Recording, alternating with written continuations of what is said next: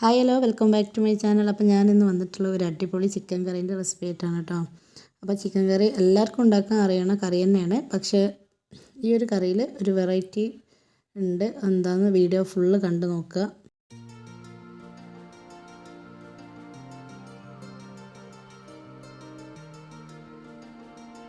പിന്നെ ഈ കറിയിൽ എന്താ സ്പെഷ്യലായിട്ട് ചേർക്കുന്നതെന്ന് കണ്ടാൽ തന്നെ നിങ്ങൾക്ക് മനസ്സിലാവും. ബ്രിഞ്ചാളാണ്, അതേപോലെ ഓനിയന്, ഗാർലിക്ക്, ടൊമാറ്റോ ആൻഡ് ചില്ലി.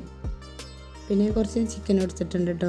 നമുക്ക് ചിക്കനൊക്കെ കുറവാണെന്നുണ്ടെങ്കിൽ കറി വെക്കാൻ കുറവാണെന്നുണ്ടെങ്കിൽ സിമ്പിളായിട്ട് ഇതുപോലെ ബ്രിഞ്ചാൾ ചേർത്ത് കൊടുത്താൽ മതി.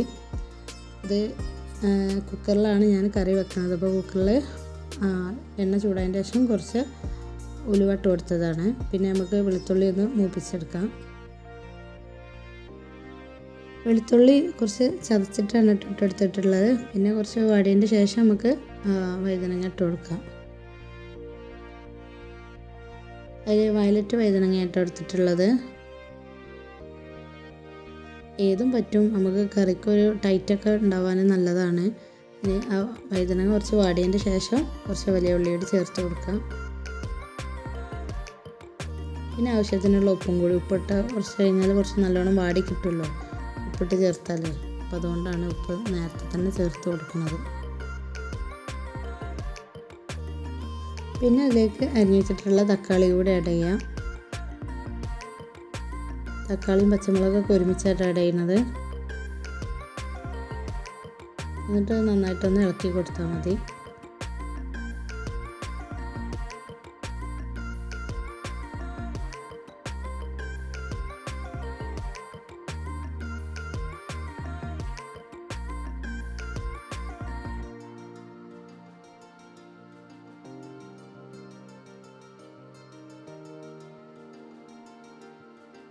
ഇപ്പോൾ ഏകദേശം എല്ലാം വാടി വന്നിട്ടുണ്ട്. ഇനി അതിലേക്ക് ഒരു 1/2 ടീസ്പൂണ് മഞ്ഞൾപ്പൊടി ഇട്ട് കൊടുക്കാം കേട്ടോ.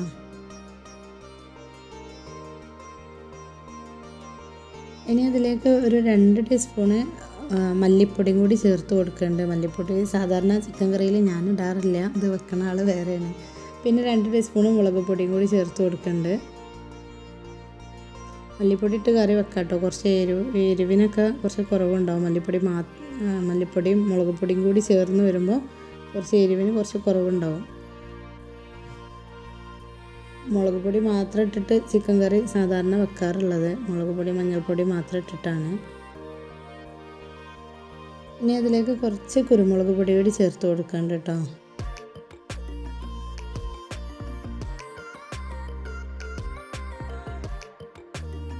അത്യാവശ്യം പാകത്തിന് കുറച്ച് വെള്ളം കൂടി ഒഴിച്ച് കൊടുക്കുക. ഓവർ വെള്ളം ഒഴിച്ച് കൊടുക്കണ്ട. പിന്നെ കുക്കറിലും കൂടി ആകുമ്പോൾ ഓവർ വെള്ളം ആയാലും ഞങ്ങൾക്ക് അറിയാലോ, വിസിലടിക്കുമ്പോൾ ഒന്നായിട്ട് പുറത്തേക്ക് പോകും. അപ്പോൾ പാകത്തിനുള്ള വെള്ളം മാത്രം ഒഴിച്ച് കൊടുക്കുക. ഇനി അതിലേക്ക് നമുക്ക് ചിക്കൻ ഇട്ട് കൊടുക്കട്ടെ. എല്ലാം നല്ല വാടി വന്നിട്ടുണ്ട്. ഈ ചിക്കനിട്ട് കുറച്ച് നേരം നല്ലോണം മിക്സ് ചെയ്തതിന് ശേഷം മാത്രമാണ് നമ്മൾ കുക്കർ അടച്ച് വെക്കാൻ പാടുള്ളൂ.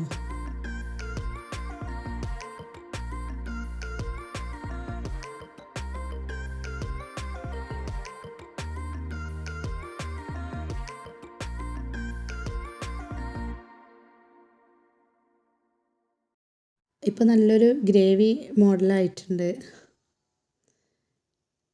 കുറച്ച് ആളുകളൊക്കെ ഉണ്ടാകുമ്പോൾ നല്ല സുഖമാണ് ഇതുപോലെ വെച്ചാൽ.